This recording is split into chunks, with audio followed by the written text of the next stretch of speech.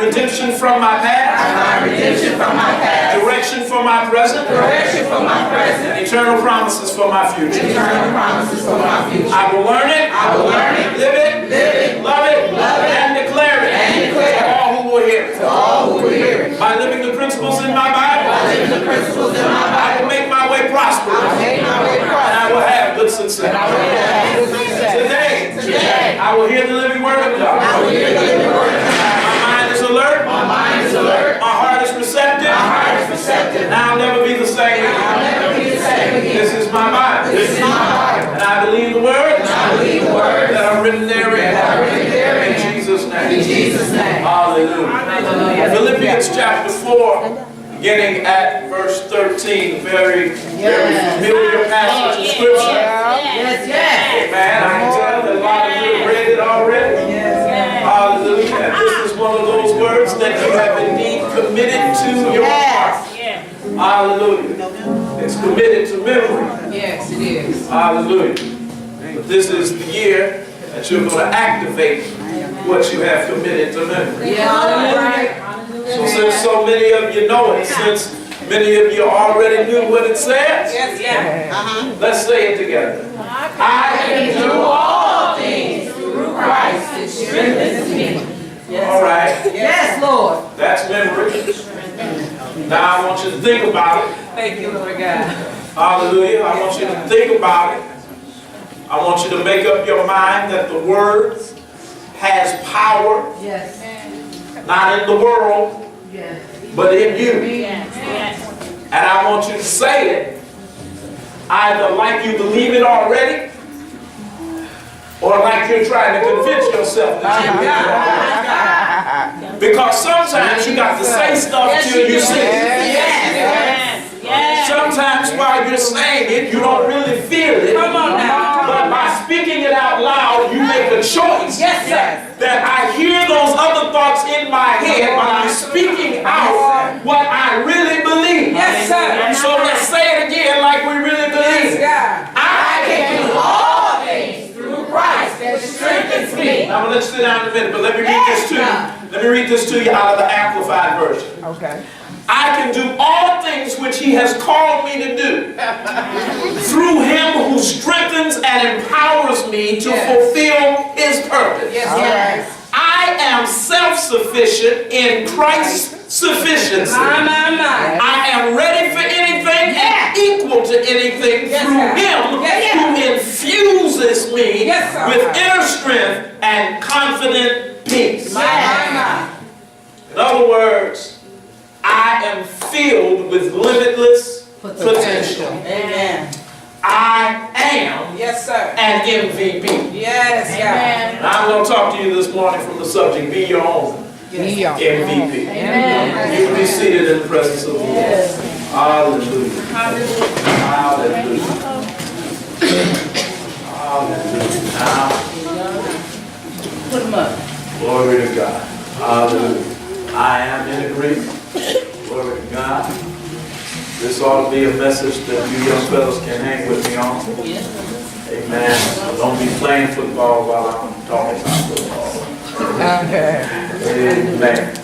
It's going to be a good thing. Be your own most valuable player. Be your own MVP. So if you type in your Google browser the question, oh wait a minute, where the brother's at? Okay, so I just need to go ahead, or y'all here? Yeah, we just got to check out. We smell something burning, so we should check it out. Oh, okay. Well, y'all go ahead and check it out. Yeah.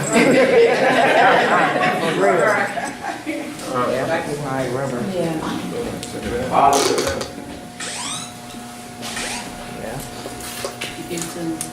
Hallelujah. As told. Amen. She said, put them up. I heard it. All right. So I'll tell you what then. I'm just going to go ahead. And I know the brothers were ready with the presentation on fantasy football. But, amen. How many of you know that the enemy got ways of trying to mess with stuff? So, if you go to your Google browser and you type in the question, what is fantasy football? One of the websites it will pull up for you will be NFL.com. Clicking onto this site takes you to a page that offers the following teaser. And I'm going to do it in my old radio voice. Do you have what it takes to put together a winning football franchise? NFL.com Fantasy Football gives you the perfect chance to find out. Fantasy football, like other fantasy games, puts you in the front office and on the sidelines as general manager and coach of your team. You select from a list of the best players in the NFL and they compete on a weekly basis for your team. Their on-field performance drives your fantasy point total and overall success. Specifically, fantasy football works like this. You decide what type of league you want to participate in. Acquire a roster of players, either through a draft or through auto-pick assignment. Then set your lineup each week during the season and watch as touchdowns, field goals, yards gained, sacks, interceptions, and much, much more generate fantasy points for or against your team. Whether you win or lose and climb or fall on the leaderboard all depends on how well you maximize the talent on your roster each week. That's right. That's fantasy football. That's sort of what y'all was going to talk about, right? What did I miss? Watch me just pull them into my message. So what are we missing? So what you missed is he just told you how it works, but what you missed is what you need to do before you begin to play the game. You need to scout. Somebody taught me that word today. We need to scout out our individual players. You might be thinking, okay, I'm gonna pick a good football player, right? But you cannot pick Barry Sanders. Anybody know why? You can't play. He's not playing. He can't bring you no stats. He's good, but you can't bring me no stats. So that's something you need to know. Is your player eligible? Is your player going to do you any good? Is your player going to be somebody? Come on, help me out, Larry. Is your player going to be somebody worth putting on your team? Think about, this is something else that you got to think about too. You need to know the character, not just the skills of your player, because your player can be kicked out because he like, what y'all call it now, chief, bacon. He might be into drugs and get kicked out of the league. Didn't think about that, did you? Because he using drugs, he's not gonna play. He can hurt his ankle. He get injured. You gotta check. He could be on the injured list, and you pick somebody that's injury prone. Or you can pick players that are previously MVPs, that are previously good players, that are good players throughout the year. You also want to look at a scoring system. We go by a scoring system. Who scores the most points in a year? What positional players score the most points, whether it be running back, quarterback, wide receiver, your defensive players, your defensive teams, you want to pick players that are on winning teams, not just because you like the Lions. You pick, as you know, you pick the Lions. Watch out. That's what you pick the Lions player, you pick Stafford. That's what you pick them. What was the records this Then it turns into a level of when playing fantasy football, it turns into a level of camaraderie. So sometimes you're playing with your fellas or your girls. All genders could play. Currently in our football league, we have John Mallory, Chris Albert, James Greer, Adrian.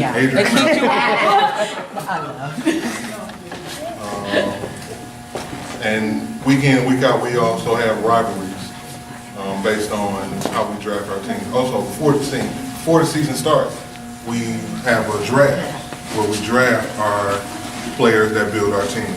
So we do have the options to have Brady and Cam Newton and Aaron Rodgers all on your same team. And then throughout the season, you as an owner can propose trades. Now, see, he being kind of modest too, because how it benefits you is the fact that he's the commissioner of the fantasy players that he's playing around. He's the commissioner. He gets to make all the rules. Now how does that benefit you? You get to make all the rules. How you pick, when you pick, you know what I'm saying? When you trade, what time you draft. All right, no. We ain't gonna do this. We ain't gonna do this. So, Chris, someone who's not a commissioner, Adrian, someone who's not a commissioner, come up here and give a small perspective on your experiences in fantasy football. All right, y'all got about 4 minutes. You got about 4 minutes. You take over. You got to This is gonna take 4 minutes. Oh, me too. Right. I'm just gonna spit it out and just throw it out there. But what brought me to it is I like to watch the players. You know, I like to watch the receivers. I like to see how they get off the line of scrimmage. Basically, some of them are in a position where they have to get off a press. You know, a press is basically what the defensive player is doing against the receiver. And he's basically up close on him. And he's got to get out of that. He's got to get off of that. He's got to figure out a way to get off of that. So usually they swipe, you know, like if he throw his hands up or whatever, you know what I'm saying? And he running, he gone. That's how you pick and speak. I look at that. You know, if they can't get off that press, especially if they're going against a good defensive team, then I sit that. I'm sorry, Chris. If they can't get off the press, Yeah, they can't get off They the can't press. get. they can't stand opposition. Yeah. You don't want it. Put them back on the bench. Put them back on the bench and get somebody else to go. So, hey, like with my running backs, like I look at their vision. Sometimes their offensive line will open up holes for them to run through. Right. And a lot of times those holes collapse. So they got to be able to have good vision to see when that next gap opens up. So when that next gap opens up or whatever, they adjust themselves and they run through. They run through the hole. They Because take there's it a as hole far as they go. somewhere. There's another Because there's a hole somewhere. That's Yeah, right. there's a hole. There is a The line is hole. always going to be porous. So Rodgers has a running back now that used to be a quarterback, right? Ty Montgomery. Okay, you see, he knew about it, but he didn't know about it. But what's the advantage of having a running back that used to be a quarterback? He can see the hole collapse. He can see another hole opening up. He can see what adjustment he needs to make because he's thinking like a quarterback and able to help his quarterback get rid of that ball before he gets sacked. Yeah, So a lot of times. you're always picking in fantasy football, you're always able to pick to your advantage. Unlike the reality football, you stuck with what you got. Hey, All right, so what I did, and let y'all know I'm the defending champ right now,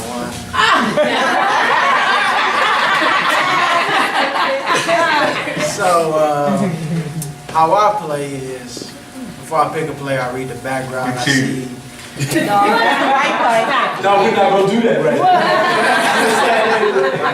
So, I read the player's background to see, like, is they the number one wide out, is the quarterback, like, to throw it to him a lot, how many targets they get, and stuff like that. So, if I feel like, you know, they get 10 targets a game, they not the number one, I still get them. Because what I look for is consistency. I don't go for the player that might get 30 and then might get 10 points the next 3 games. You get me 15, 16, on a If I regular can count them. Yeah. Game in, game out. That's good. And you wound up with the winning team. Right. Consistency is what I look Who did you just from?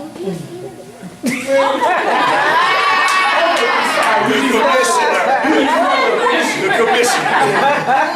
The one who made the rules. All right, can y'all get a vote for that?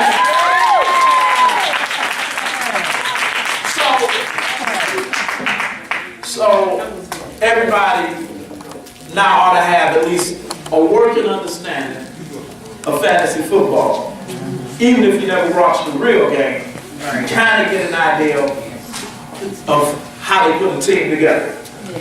So I was thinking about what they were going to say, and I was thinking about the teaser that I read from NFL.com, and I kind of laughed. And the reason I laughed was because as I read the NFL teaser, I realized that with a few minor but significant changes, this will be a great teaser for today's sermon and a great teaser for your real life. Check it out. Do you have what it takes to put together a winning record? RealLife.com will give you plenty of chances to find out. RealLife.com, more than any fantasy games, puts you in the front office and on the sidelines as general manager and coach of your team. You select from a list of family, friends, teachers, mentors, co-workers, associates, and others. And they compete on a weekly, no, daily basis for your team. Their on-field performance drives your fantasy point total and overall success. Specifically, RealLife.com works like this. You decide what type of league you want to participate in, acquire a roster of players either through a draft or auto pick, then set your lineup every day during your life and watch as touchdowns, field goals, yards gained, sacks, interceptions, and much, much more generate points for or against your team. Whether you win or lose in life and climb or fall on the leaderboard, it all depends on how well you maximize the talent on your roster every day. So, the point I'm trying to make here is this. Just like a fantasy football team or a real football team or any other team or professional sport that you can think of, your life has to be managed on a daily basis. Somebody has to decide what the values of your team are going to be. What will the look of the team be? What kind of game do we want to play? And what kind of players do we need to support and make that happen? Somebody has got to make certain that you have the right kind of people around you to maximize the potential God has placed inside of you, and that somebody is nobody else but you. And that leads to my first point today. Too many of us have surrendered the managing and coaching assignments in our lives to other people. What I love about fantasy football is that there is nobody responsible for your team but you, and you understand that going in. You can't blame the outcome on anybody else. You put the team together, you manage it, you coach it, the decisions were yours, the outcome is yours. Own it. You put the team together and you decide who plays from week to week. You are the general manager, you are the coach. It's all about you and the choices you make. And my brothers and sisters, RealLife.com is like that too. It's all about you and the choices you make. If your last season was a losing season, it's all about you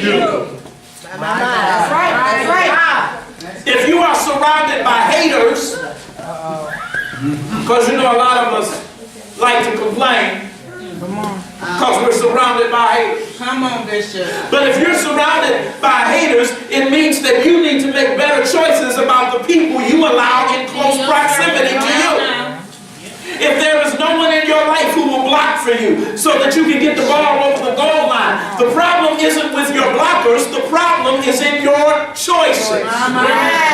If you don't have encouragers in your life, if you don't have people who will push you over the line, if you don't have people like Chris was saying who will make a hole for you to run through, if you don't have anybody that'll get you the ball when you out in the open, if there's nobody on your supporting team, can I tell you that all of that is the result of poor management? You have put the wrong people in your reallife.com. Real. On the flip side, if you got good teammates, if you got people who are skilled and who care for you and about you, and who have the ability to help you win in life, but you got them on the bench, Come on, Bishop. that's bad coaching. Yes, it is. And if you've got good people on your team, but they lack the motivation and the drive necessary to propel them to make the extra effort on behalf of your team, that's a result of poor coaching. Come on, Jesus. Listen, I need you to understand that every person who is hearing my voice right now is a potential winner. Yes, sir. Yes, Lord. Yes, sir. Listen, I ain't picking with nobody, but I'm going to have fun with this because I already told them I'm going to have fun with this. And please understand that the first shot was not fired by me. So somebody made reference to, the fact that the Lions did not have a necessarily good season in the last 10 years.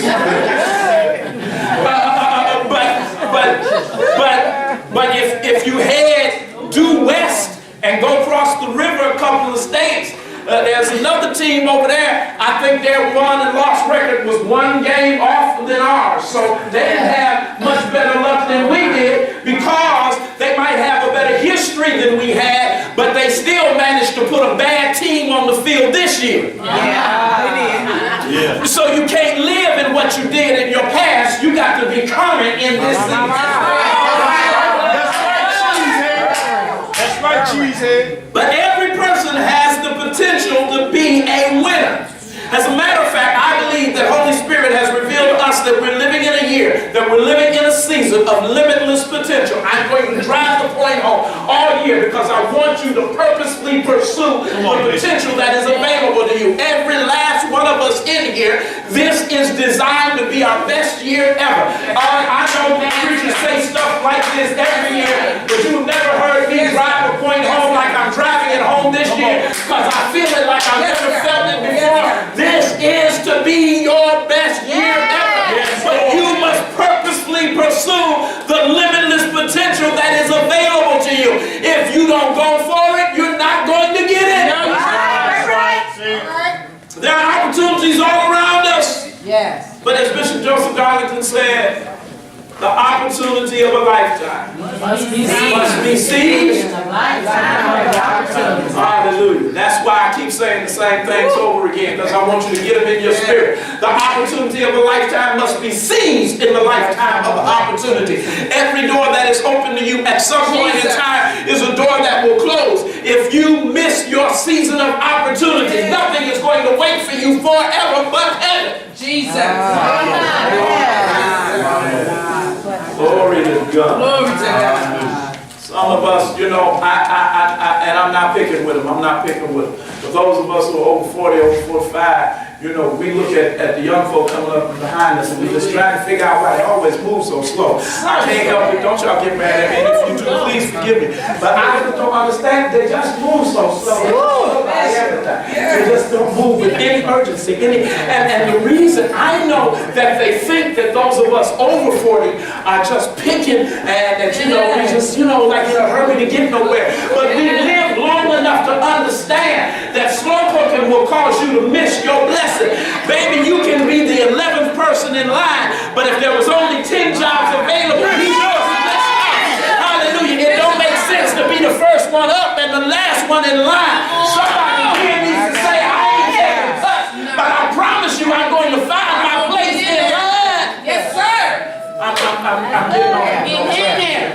to stay with my notes this morning because I got a lot of ground to cover. The lifetime, the opportunity of a lifetime must be seized in the lifetime of the opportunity. I'm sorry, you got the camera set and I'm walking all around. You might need to stay there and follow me today. But will a few of y'all help me preach this morning and just holler at somebody across the room like you're going to holler about an hour from now when your favorite team scores his first touchdown and say, take your life back! Take your life back! Oh, that was good. That was good. Pastor Kelly got a saying, make today great on purpose. You got to make up your mind to live your life on purpose. God, I love it when y'all help me preach. Say it again. Take your life back. Stop acting like you some kind of buoy out there on the ocean and you just got to go wherever the water goes. Drifting with no direction. Take your life back. Put some plans together and follow your plan. Put a game plan together. When you see those coaches on the sidelines and a play goes bad, they look back at their notes and they call another play. They stick with the game plan because they had a plan going in. And they believe that their plan will help them win. You can't stand on the sideline making up plays while the game is going on. Take your life back. Yes, Lord. Stop complaining about what the people around you Oh my. are or are not doing. Either trade them like a good manager or make them better like a good coach. My God.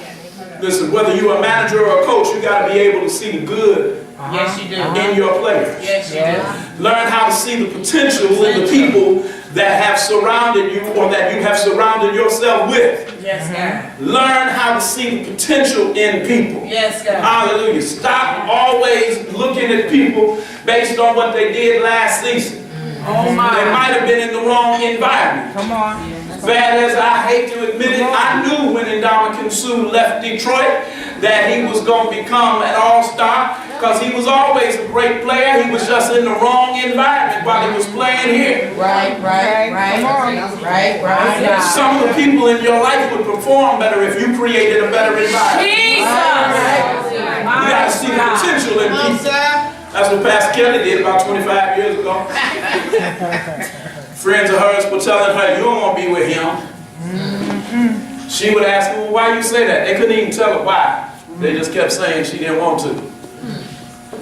She looked and she decided, I think that little skinny Negro, I was back then, I think he got potential. Hallelujah. She invested in the potential in me. Amen. Hallelujah. And watch this. Her willingness to invest in the potential in me has made me a better man because I don't want to let her down. There are some things that I do just because I don't want to let her down. Because while everybody else was saying that it was over for me, while everybody else was talking about I wasn't a good investment, she said, I spend the rest of my life with that Negro. All right. I call myself that, don't you know?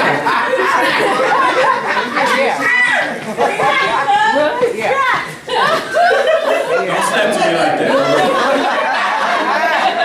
Point number one, stop surrendering the managing and the coaching of your life to other people. Point number two, learn how to see the potential in the people you have surrounded yourself with and become a catalyst to bring that potential to the fore. Amen. That's good. You spend all of your time, what? You know, I have a pet peeve. I can't stand a coach that be dissing his players.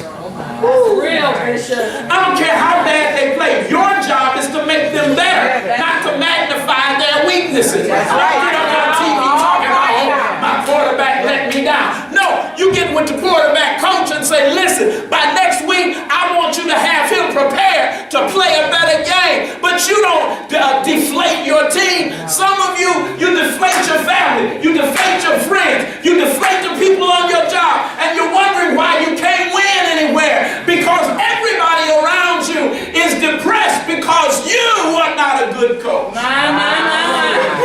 You don't know how to see the potential in the people around. Here's something else I found out this year about fantasy football. And that is, as they've already alluded to, somebody gets to be the commissioner. It just so happened that the commissioner was Larry. And so I'm not going to say that. So there were some things I was going to say about the commissioner, and I'm not going to say it, because the commissioner happened to be there. And I like that. But the commissioner gets to make the rules. Yep. I missed it. Yep. The commissioner gets to make the rules. Can I take a leap and tell you that every one of us in here has the opportunity to be the commissioner in reallife.com? Oh, my. Oh, Bishop. Yeah, you make the rules for your life. Yes. Yes, you do. You make the rules for your life. Yes. I don't have to be mean and hateful because I've come in contact with mean and hateful people. That's real. I can decide the rules for my life. And in my life, the rules are I will not repay evil with evil. Hallelujah. And why? Because I'm living from a higher set of rules. You don't like my rules? That's fine. Your life, you live your rules. Right. Exactly. My life, I live my rules. So just as an example, when the Jehovah's Witness come knocking on my door, I open the door and I invite them in. But before they come in, I tell them, now listen here. Before we talk about what you want to talk about, we're going to talk about what I want to talk about. And I want to talk about the fact that you need to be saved in Jesus' name. And they have the nerve to stand on my porch and say, well, no, we ain't going to talk about that. And I said, no, wait a minute, I need you to understand something. You can't come in my house and set the rules. If you're going to come in my house, you're going to talk about what I'm going to talk about. Well, let's talk on the porch. I don't want you on my porch. You can come sit at my table. Because I am the commissioner. You are the commissioner. I set the rules. If you're dealing with things in your life that you don't like, kick them out your league. You're the commissioner. Yes, sir. I'm playing from a higher set of rules. Some people ain't got no business playing in your league, no how. Did you miss what I just said? Yeah. You got some people that should still be playing junior varsity, and they trying to play in the pros. You need to get them out your league. Can I go old school church for just a moment? Yes, sir. The B-I-B-L-E. Yes, that's the one for me. I stand alone on the word of God. I'm living my life by the B-I-B-L-E. Those are the rules in my league. If you don't want to play by the rules, Get out. Out my league. so, since y'all got that, I remember some years ago This is good. when we got our first PlayStation in the house. This is when David and Darrell were there. Purchased that first NFL game. Now I'm going to admit to you all that I've never been good at video games. And the reason is because my boys, all of my boys, they get the games, and they learn all the cheat codes, and you know, they spend a day or two doing nothing but stuff in the game, and they learn every way possible to beat me. Then they invite me to play the game without ever showing me any of the codes that they had learned. And since I am not going to spend hours of my life learning cheat codes, I just choose not to play. But when we got the first PlayStation, I did play a lot against the game. and there's some things that I learned. Now, one of the features that I liked was, back in the day, I don't know if they still can or not, but back in the day, you could build your own player. Anybody old enough to remember? You could take a mock-up of a player and you could make him however you wanted him to be. You could make him taller, you could make him bulkier, you could choose what position he played, you decided what his strengths were, you know, whether he had an arm, whether he had strong legs. You got to build the player up, and you can name the player. So I might not have been good at playing the game, but I was real good at making myself a superstar. I would always build this one mega player and name him after myself. All right. And let me tell you something. If I was a quarterback, I had the best arm. If I was a receiver, I had the best hands. If I was a running back, I had great speed and incredible strength. If I was a defensive lineman, oh, wait a minute. The truth of the matter is, Juwan, I don't ever remember putting myself on defense. Can I just take a little side step right and suggest that some of us in this room have spent far too much time on defense? Can I just say that you need to stop choosing to be on defense? You spend all your time trying to chase the other team's quarterback, trying to interfere with somebody else's play, trying to keep somebody else from crossing the finish line. You spend your whole life on defense. Not one time did I ever make myself a defensive player. I always wanted the option of scoring points. I always wanted to be either the guy that's throwing the ball, or the guy that's catching the ball, or the guy that was getting the handoff. I wanted the ball in my hands. I wanted to run. I wanted to tackle. I wanted to get across the finishing line because I want points. And some of you spend your whole life on defense, and it is very rare for the defense to ever get any points. You need to come on offense so you can rack up some points in your life. I'm preaching better than some of y'all. Jesus. But anyway, whatever the game was. If the game was basketball and I made myself a shooting guard, I had the best three-point shot. If I was a point guard, I had the best handles. If I was a center, I made myself bigger and badder than everybody else on the floor. Whatever the game, whatever the position, since the controller was in my hand. The control. Sometimes I have to slow down, make sure y'all with me. Since the controller was in my hand, I made sure that at the end of the season, the odds were high that I would be my own most valuable player. I set it up so that I would play with confidence. Now you do realize that whether you're playing in fantasy football or real football or basketball or baseball or hockey, whatever the game is, you do realize that no athlete has ever been chosen as the most valuable player who did not first believe in themselves. That's real. Yeah. In a little while we're going to be watching a true legend in the Super Bowl. Half hour or so. There's no need to hate me, a legend whether you like it or not. Tom Brady is a legend. I ain't saying, I'm not talking about, I'm just talking about the fact that the man is a legend. True. And the thing that makes Tom Brady a legend is the fact that he's so hard to beat. Not just because of his skill level, some people's partiality is shown, but because in Brady's mind, he's never defeated. So Tom Brady, you can give him the ball.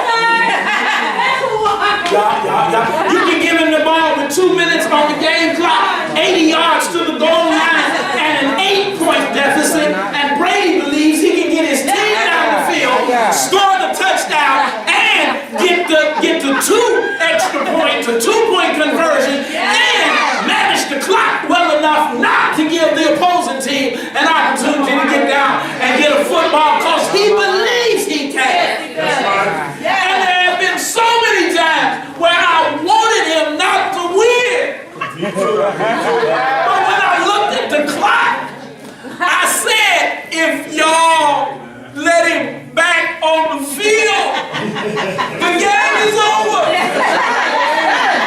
And the opposing team, they be so happy, they be running down the field because they want to get points on the board. And I be like, don't put the ball on the ground. Eat up the clock. You need to eat up as much clock as you can because if you score too early, y'all need to hear me.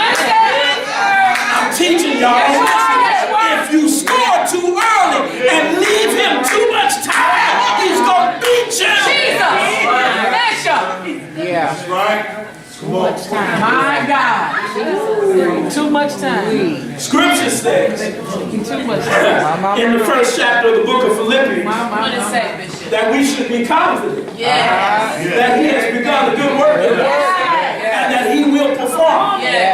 Confidence is not arrogance, but you need confidence. Can I tell you that you got to believe that you are MVP material? I said you got to believe that you are MVP material. You got to believe that there is limitless potential in you. You got to believe that you can do all things through Christ who strengthens you. You got to believe that there is better in your future. You got to believe that just because you were born poverty don't mean you got to die broke. You got to believe that just because you got a 2.5 GPA, that don't mean you can't graduate at the top of your class. You got to believe. Gotta believe it. And it's not enough to believe in God. Oh my God. You got to believe in God in you. That's it. That's it right there. Yes, sir. My God. I know He's God. Yes, He is. I know He can do exceeding abundantly above all I can ask a thing. But it's But I also know it's according to the power that works in me. If I don't work what's in me, it ain't working. That's it. That's it. That's real, sir. Come again. Take your life back. My God. Are there any MVPs in the room? Yeah, there is. Yes, sir. That's me. Jesus. All right, I need 15 minutes and after that. Life is actually a little bit more difficult than PlayStation. Yes, it is. But I'm going to give you 7 tips Come on now. to becoming the most valuable player on your team. Come on, sir. Number 1. Play till the whistle blows. All right. My God. Stop walking off the field in the middle of the game. Come on now. My. Even if you're behind. That's real. Especially if you're behind. That's right. You can still make a winning contribution. Yeah, all right. But you'll never do it if you quit early. Ecclesiastes 9 and 11, the race is not to the swift nor the battle to the strong. That's why Paul in his letter to the church, to the Hebrews in the 12th chapter said, run with endurance the race that is set before us. Endurance, that means for the long haul. You gotta quit quitting, you gotta stop stopping, you gotta give up on giving up. Your life isn't a 20-yard dash. This is cross-country stuff here. And when you run in long-distance races, it's not about how fast you get out of the blocks. It's about, what was that word that Adrian said? He's looking for consistency on his team. You need to get a steady pace and keep it. There's lots of people that are going to pass you, but all you got to do is make sure you make it to the finish line. Because a whole lot of people who use up energy in passing you are going to burn out before they get to the finish line. Because they haven't counted on how long the race is. The race is not to the swift, nor the battle to the strong. Run with endurance the race that is set before you. And that's why at the end of Paul's life, Paul said, I fought a good fight. What was the indication that he had fought the good fight? I have finished the course. Yeah. Play till the whistle blows. Point number 2. I told y'all I'm moving fast. Practice good communication. My Lord. My Lord. If you're going to be the MVP, you're going to have to be able to communicate with the other people on your team. That's right. Reallife.com, you got to communicate with the other people in your life. Yes. Come on. You looking miserable. That's all. You okay? Yeah, I'm fine. Boy. You are not. No, you're not. Communicate. Right. Look at it. What's wrong with you? Ain't nothing wrong. Yeah. Make Is there anything I can do to help? No, I'm good. I'm straight. No, you ain't straight. I'm straight. You need help. Learn how to communicate. Jesus. Many of you are, watch this. Many of you are dying on the sidelines My. when all you need is some Gatorade or a hit of oxygen. But because you won't wave your hand, nobody knows that you're sitting there dying. Communicate. When a player is on the field and he hurts himself, when he gets up and he's gimpy, he throws his hand up. When he throws his hand up, the coach is on the sideline and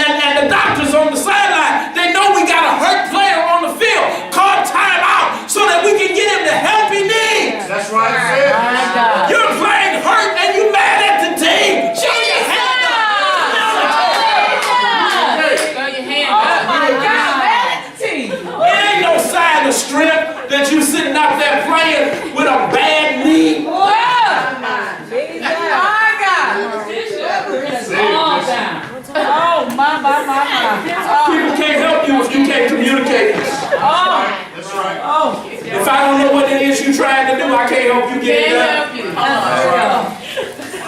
That's another thing. And young people, I'm not picking with you, but I got to talk about the stuff I see. Come on. That's another one of the things that scares me about the direction our people are headed in. We're becoming non-communicative people. That's the truth. It's the truth. It's one of the reasons why I hate them games. That's right. Come on. You can communicate with an inanimate object, but you can't communicate to somebody in the room. Jesus. Jesus. I ain't talking about nobody in particular, but there's some young men that are very near and dear to me, and I watch them when they're on opposite ends of the city. And they get on the game, and they talk all day long. All night. And all night, if people let them. Be quiet, Shanique. Try not to put nobody on blast. Can you be quiet? All right. But then they get together and they spend 15, 20 minutes in the room, and then they go to opposite parts of the house to get on the phone. Right. Come on. Come on. And you laughing at them because you think you know who I'm talking about. But when was the last time you had a face-to-face communication with somebody?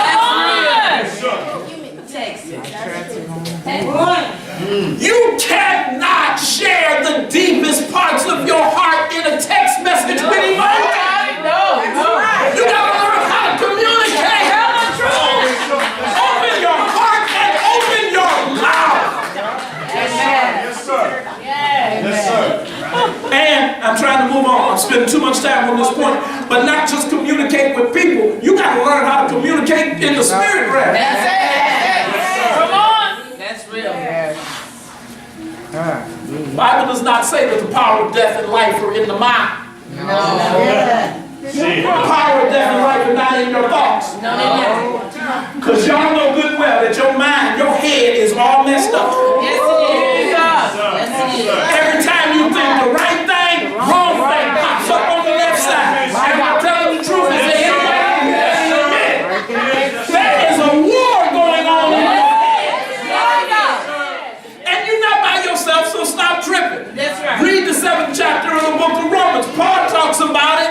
He was one of the greatest apostles that ever lived. Paul said, "To do I would, I do not. The things I want to do is what I find myself doing. There's a war going on in my members. I'm all messed up on the inside. Oh, wretched man that I am, who shall deliver me from this body of death? But I thank my God there is therefore now no condemnation to them that are in Christ Jesus, who walk not after the flesh, but after the Spirit." And if you're going to walk in the spirit realm, you're going to have to open your mouth. My God. Yeah. Why, Bishop? Because when you speak it, That's right. you make a choice. Yes. Wait a minute. First of all, when you speak it, you make a choice between the thoughts in your head. Yes. That's right. I hear them both, Yes. but I speak the one I choose. Yeah. Got to. I heard Might you. get you in trouble. When you said Philippians 4:13, I heard it. Before I turned to it, I know what it said. I can do all things through Christ who strengthens me. The minute that came to my memory, Come on now. I saw a whole list of things that I don't think I can get My there. God. My God. So thank you, Bishop, for having us say it out loud. Because when I said it out loud, I said, I see that list of things that I thought I couldn't do, but I'm going to establish this thing by speaking it out.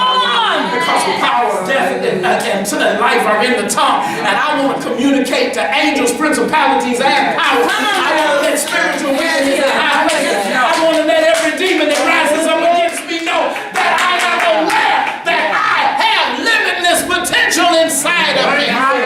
Point number one. Point number one, say to the whistleblowers. Point number two, practice good communication. Point number three, work hard. Yeah. Yeah. Work hard. Work hard. Work hard. I'm gonna just read my notes on this one. Work hard. More accurately, work harder than you think you need to. That's good. Yes, sir. Can I tell some of y'all a little secret about management? Because I used to be in management.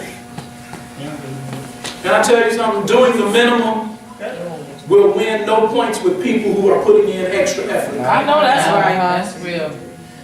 Man, I just got this job, you know. I just need to do what I have to do. Get my paycheck. Okay. So don't be looking for no raise. Amen. That's right. That's it, Monitor all Bishop. that. Because you ain't getting no raise work. Come on. Don't be looking for a promotion. That's Right. real. Promotion isn't about giving you more money. Promotion is about giving you more responsibility. That's what it does. And if you're only doing the minimum job required now, I know you ain't gonna do no extra when I give you more responsibility. My God. I believe that. I've been here all this time. She just got here, and they already promoting her because she been working her fingers off since she been here. That's real, Bishop. That's it. You get mad at me if you want to. That just let me know if I ever start my own business not to hire you. Bye. Y'all know what I say, right? If better is possible, Yes. Good is not good enough. you don't really do be listening to me. Yes. Yes.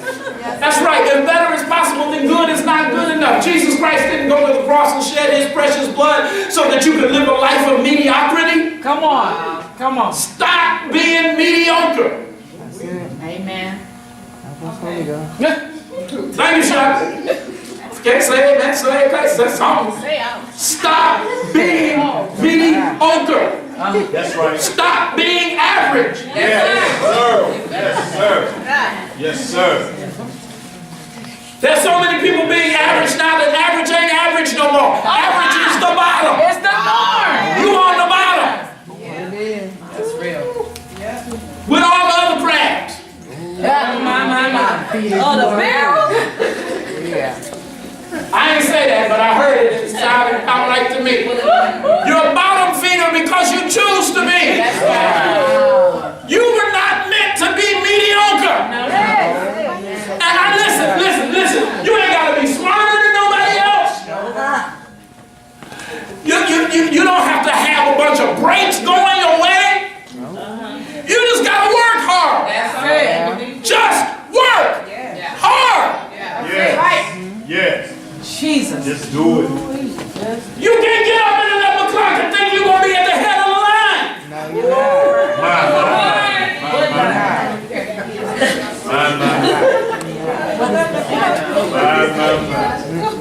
Me and Anthony, our boss, he runs 2 companies. Yeah.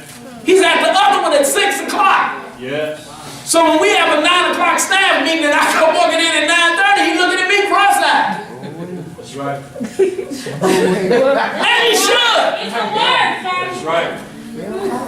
He can do it. That's right. Number 4, because I lost a whole bunch of y'all. Share your best. Yeah. Share your Say that. best. Share your best. That's good. Stop holding back. Yes, Lord. Wow. They don't deserve me. Stop tripping. My God.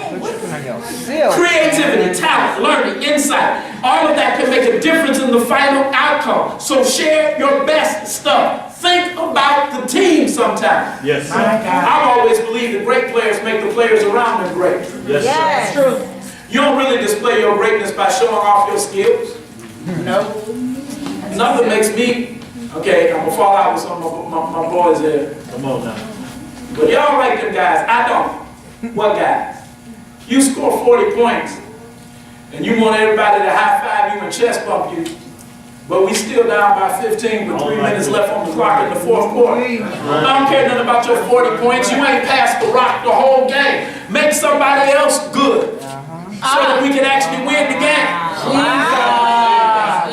Jesus, that's good right there. How about scoring 25, but splitting the hole and passing off the rock so that our 3-point shooter can pop it from the key without any interruption? How about looking out for somebody else sometime? Share your best. My God. That's Bible. Philippians 2 and 3, do nothing from selfishness or empty conceit, through factional motives or strife, but with an attitude of humility, being neither arrogant nor self-righteous, regard others as more important than yourselves. Do not merely look out for your own personal interests, but also for the interests of others. Number 5. I'm almost done. Own your mistakes. Wow. All right. Own your mistakes. Own it. Responsibility is the mark of a strong team player. If there's a problem and it's yours, Yep. own it. That's it. That's how you learn. Any spoiled brat can complain that the team let him down. Well, come on. It takes a strong man to acknowledge, I let my team down. Stop making excuses, start making changes. That's it. Jesus. Yes, That's sir. good, sir. I was talking to a young man yesterday, and I was trying to get him to see that in my conversations with him, every time somebody brings something to his attention that may be a weakness, instead of looking at it, he makes excuses for it. Now this young man happens to be young, and I'm pretty certain that he's going to learn the lesson. For some of us in here, 35, 40, 45, 50, you're still doing the same thing. My God. Nobody can challenge you. Jesus. Nobody can show you something that you could do better, because every time somebody tries to show you something that you could do better, you start making excuses for why you do it that way. That's right. Stop making excuses, start making changes. Be responsible. Point number 6. Yes, sir. Yes, sir. Is this good? Yes, very good. Number 5, own your mistakes. Number 6, affirm others. Affirm others. That's good. Team spirit is critical for victory. I told you earlier. Some of you, everybody in your life is miserable My God. because you make them miserable. Oh my. Because you ain't got no spirit. You wake up in the morning, decide that you want to have a miserable day, and you are determined that everybody that comes in your space is going to be miserable too. Yes, sir. Yes, sir. Jesus. You quick to point out when somebody goes wrong, but you never say anything when somebody does right.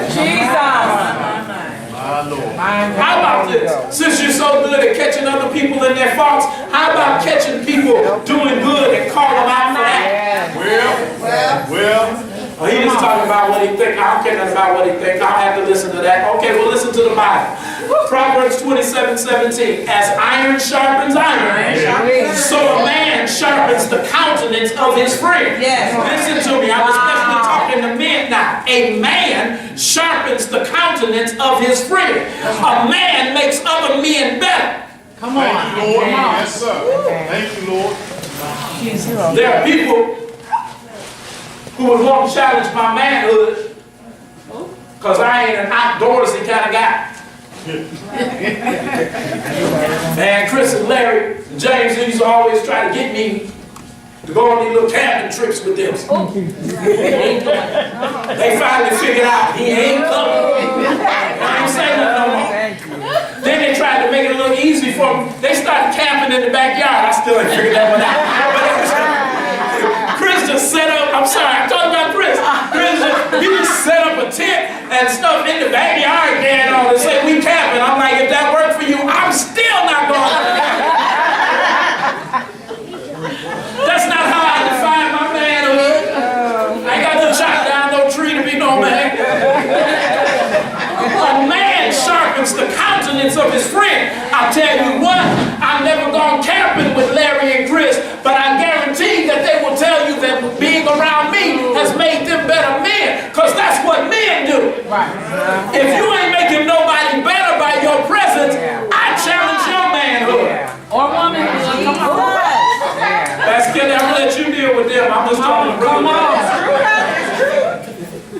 Number 7. Somebody say, I'm glad they ain't 8.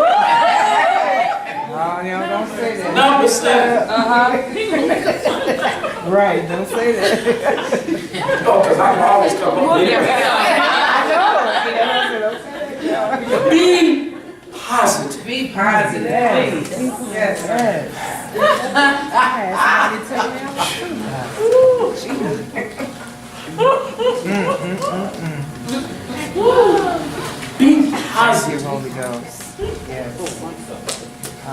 Some of us need to put the record feature of our phone on record and just go about your day. And at the end of the day, just play the recording of you talking through the day.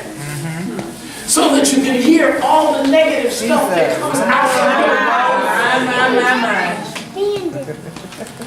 Can I tell you, there are people that are sitting here glaring at me right now. It ain't my fault, I'm trying to help you, get mad if you want to. But I promise you, you have talked yourself out of blessing. Jesus. You get mad if you want to. That's what my daddy used to say. You get mad if you want to. But you talked yourself out of the favor of God. You're just begging.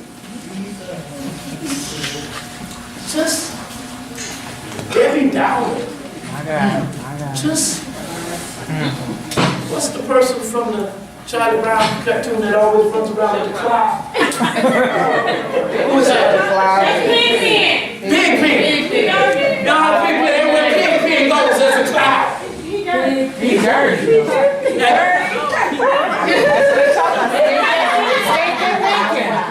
She said it was Big Pig. I don't know. Shepherd. It's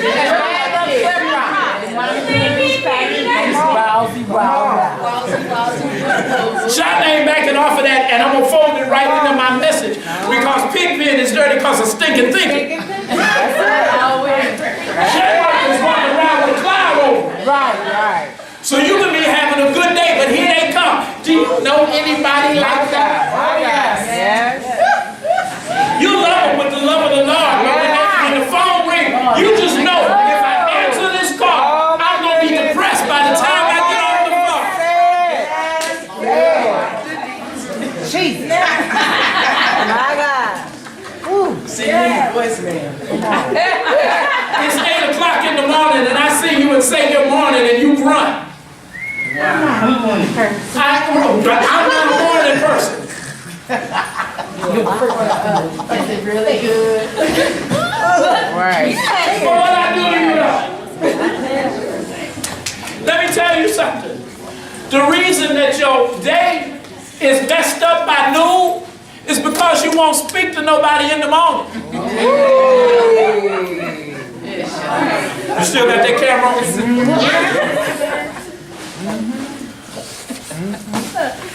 Early in the morning will I seek thee.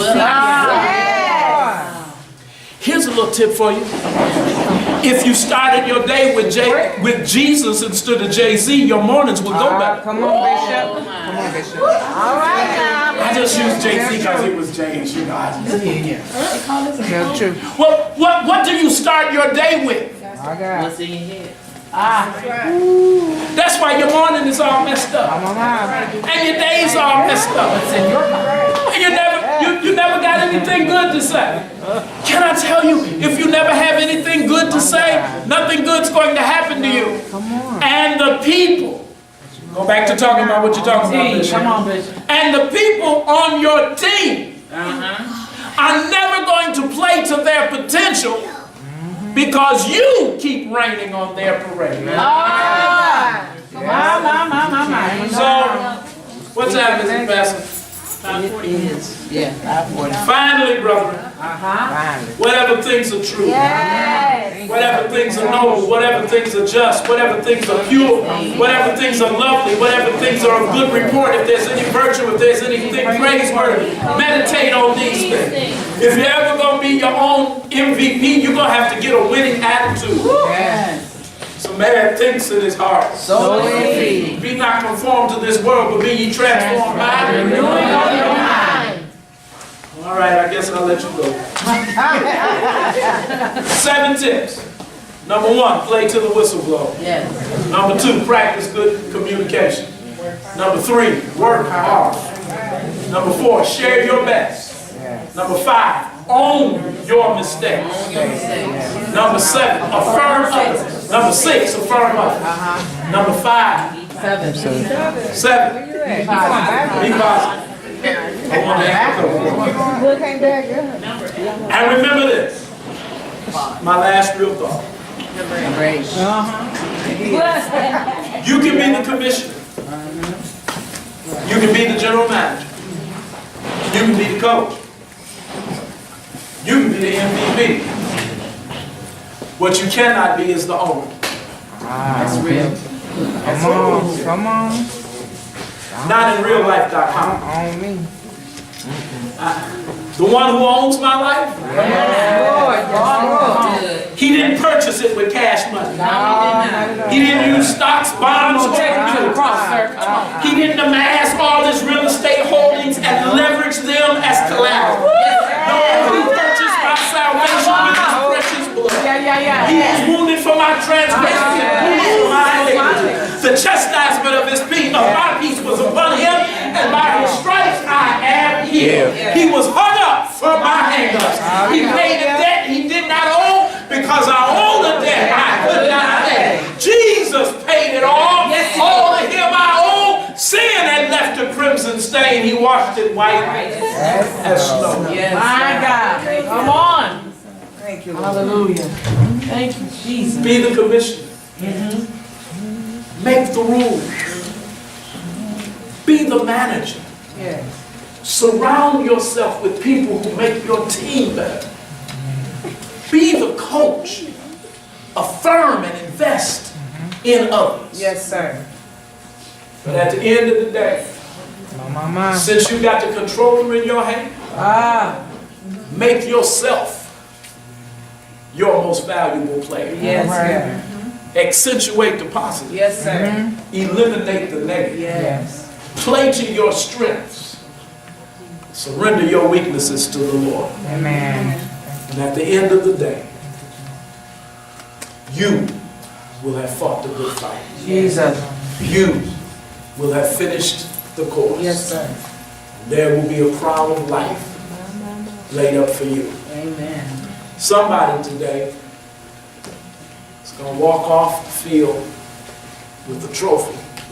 A few weeks, every man on the winning team, every player, whether he got in the game That's real. or rode the bench, every player gets a ring. They don't have one ring for the MVP and another ring for the bench rider. They all get the same ring. The same one. Guess what you didn't know? Coaches get a ring. Come on. Doctors get a ring. Everybody on the team gets a ring. Gets a ring. So stop worrying about who's racking up the most points. Just push your team. Because in the end, Everybody get a ring. You get a ring. You get a ring. You get a ring. will you clap for some MVPs in here? Take your life back. You gotta run for us. Come on, take your life back. You gotta play your best game. Father God, we thank you. Thank you for your word. Thank you for your power. Thank you, oh God, that you're teaching us, that you're showing us, that you're giving us fresh revelations, that you're opening up new doors and making new ways. God, we're going to manage our lives better. We're going to take responsibility for the decisions that we make. We're going to make better choices. Stop knocking the people that are in our lives and either invest in making them better or trade them off our team. But we're going to make it to the end. We're going to give up on giving up. We're going to stop stopping, quit, throwing in the towel. Got to play the whole game.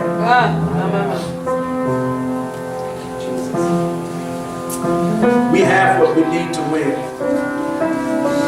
So help us to be the winners you designed us to be. This we pray in Jesus' name. Everybody say amen. Amen. Thank God.